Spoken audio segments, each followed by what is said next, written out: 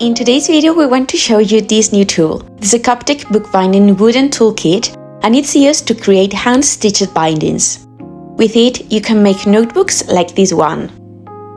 The kit includes the wooden bookbinding cradle, which comes in two pieces and fits paper up to 12 inches, and it has 30 holes spaced 1 centimeter apart, an awl, 2 needles, one curved and one straight, thread, a small bag to store everything.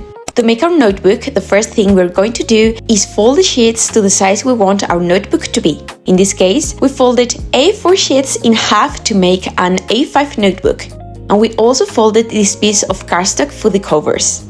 Place the paper in a cradle. Here we're using about 10 to 12 sheets. Then place the piece with the holes on top. Using the awl, we make the perforations. All the holes will line up perfectly.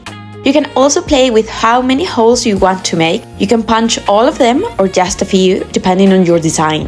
Next, repeat the same process on a piece of cardstock, which will serve as the covers. Now we are going to stitch the pages to the cover. The amount of thread you'll need is 3 times the height of the notebook. We'll start from the inside at the first bottom hole, leaving a bit of thread to tie later. Then we go into the second hole, out through the third, and so on until we reach the end, making sure the thread stays nice and tight. Then we go back to the other way, reversing the stitching.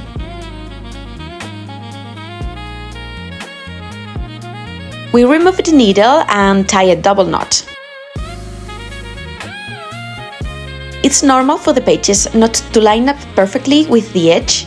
This happens because the outer sheets sit farther from the center than the inner ones. If you want a very clean and polished finish, you can trim the edge with the notebook closed using a ruler and a craft knife or a paper guillotine. We can round the corners and decorate the covers.